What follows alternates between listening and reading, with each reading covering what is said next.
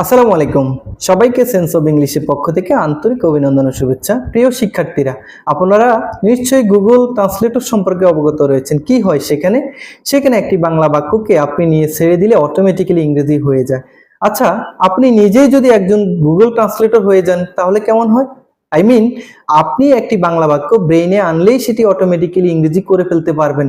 হ্যাঁ, সেটি হচ্ছে, দেখুন, সেটার জন্য আপনাকে আমি একটি যুগান্তকারী কৌশল শেখাবো। একটি মাত্র কৌশল, সেটি আপনি রপ্ত করতে পারলেই যে কোনো বাংলা বাক্য আপনি সহজেই মাথায় রেখে ইংরেজি করে ফেলতে পারবেন। সেটি হলো, একটি সেন্টেন্স মনে রাখতে হবে। একটি বাংলা বাক্যকে ইংরেজি করতে হলে সাবজেক্ট এবং ভার্বটাকে ঠিক রেখে বাক্যের যে অংশটুকু যত দূরে আছে সেটিকে তত কাছে আনতে হবে।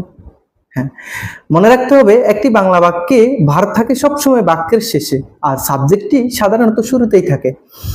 তো শুরুতে আছে কি মাঝামাঝি অবস্থায় আছে, সেটার জন্য ভার্বকে কে বা কারা দিয়ে প্রশ্ন করে যে উত্তর পাবো সেটিকেই আমরা সেটি দিয়েই আমরা বাক্যটি শুরু করব।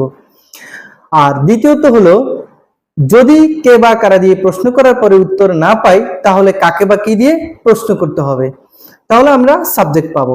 ওকে, আমি আরেকবার রিপিট করি। কে বা কারা দিয়ে প্রশ্ন করলে সাবজেক্ট পাবো ভার্বকে, কাকে বা কি দিয়ে প্রশ্ন করলেও সাবজেক্ট পাবো। কে বা কারা দিয়ে প্রশ্ন করার পর না পেলে কাকে বা কি দিয়ে প্রশ্ন করব।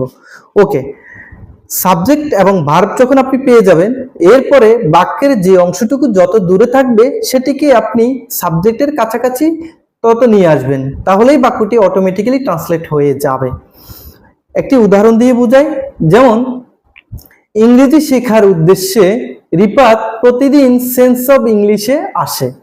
আচ্ছা, তাহলে আসেন, এই বাংলা বাক্যটিতে ভার্ব কোথায়? হ্যাঁ, ঠিক ধরেছেন, সেটি হলো ভার্ব আসে, অর্থাৎ বাংলা বাক্যের একেবারেই শেষে আসে। এবার আসে কে, প্রশ্ন করেন তো, কে আসে? হ্যাঁ, রিপাত আসে। তাহলে আমরা কি পাইলাম? রিপাত সাবজেক্ট পাইলাম, ভার্ব আসে পাইলাম।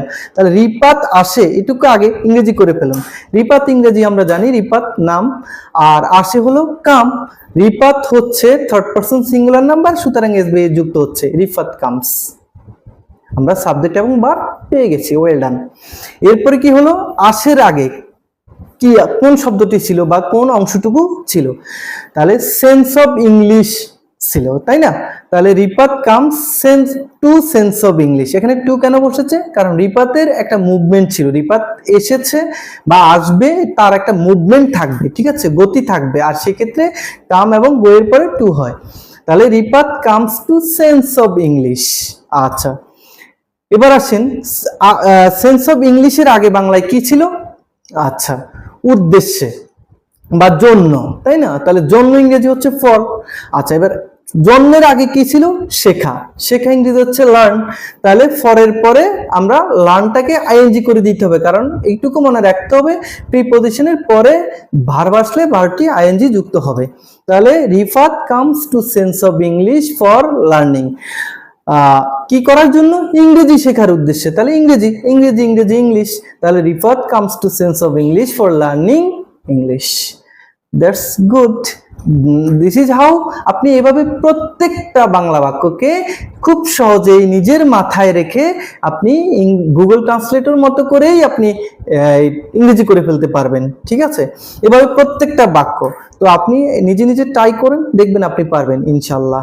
আর অল্প কিছু ক্ষেত্রে একটু ব্যতিক্রম হতে পারে, এদিক সেদিক হয়, যেটা গুগল ট্রান্সলেটর অ্যাপেও হয়ে যায়, কিন্তু আপনি গুগল ট্রান্সলেটর থেকে আরো নিখুঁত ও সুনিপুণ ভাবে ট্রান্সলেট করতে পারবেন, কারণ আপনার যন্ত্রটা মানব যন্ত্র, ঠিক আছে?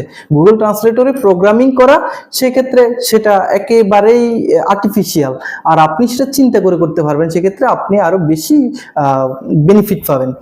Thank you for watching this video. If you are benefited from this video, please follow my page Sense of English.